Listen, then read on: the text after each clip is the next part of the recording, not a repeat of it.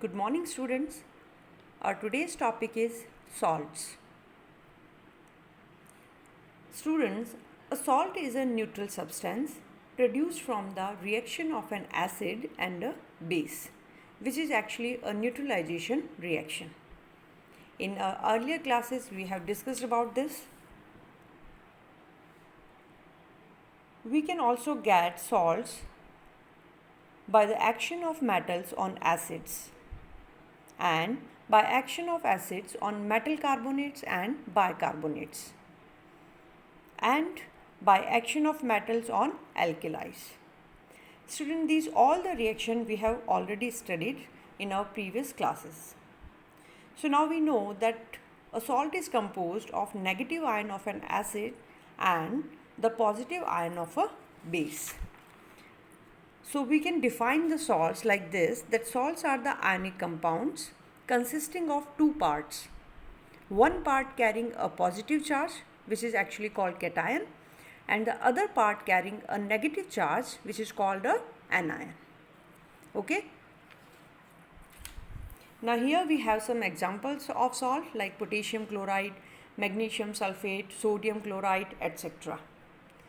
Now the next topic is families of salt.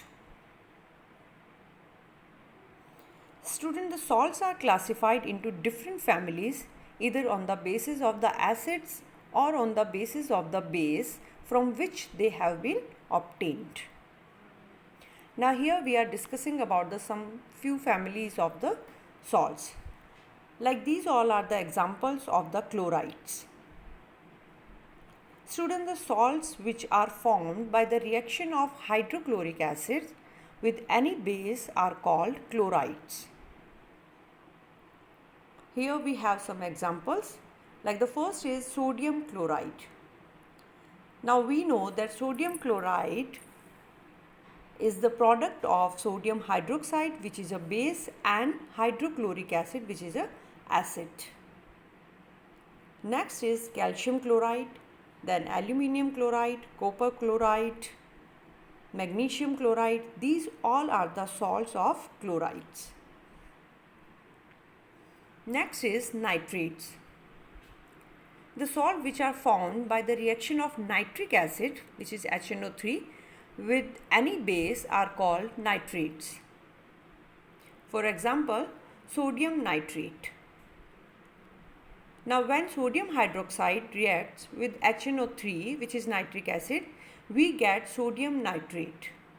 So this is a salt of nitrate.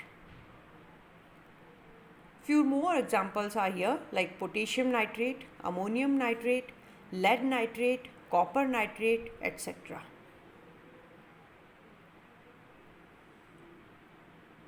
Next is sulfates.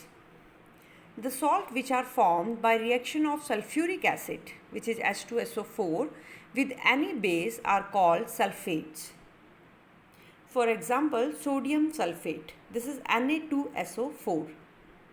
Now we know that when sodium hydroxide reacts with H2SO4, which is actually sulfuric acid, we get sodium sulfate. So this is actually the salt of sulfate. The next example is potassium sulfate, then zinc sulfate, copper sulfate, magnesium sulfate, lead sulfate, aluminium sulfate. So these all are the example of salt of sulfates.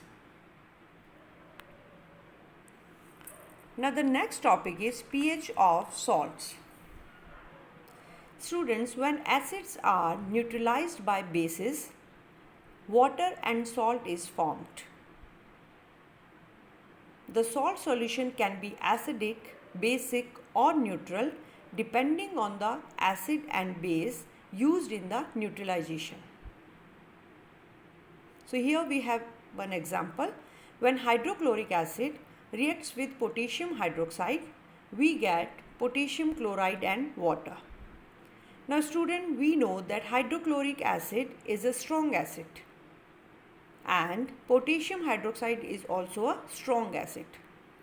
Now the strong acid and the strong base we have already discussed in our previous classes. So here I just tell you that when both the reactant are strong, like hydrochloric acid and the KOH acid and base both are strong over here. So both will neutralize each other, and the salt which we will get, that will be neutral, and the pH which we will get, that will almost 7.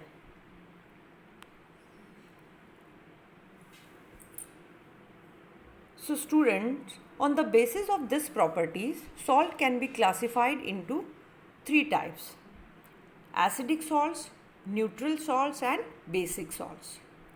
So just now we have discussed about the neutral salt, which are found from a strong acid and a strong base. And a good example is hydrochloric acid and sodium hydroxide, or we can also take the potassium hydroxide. Next is the acidic salts.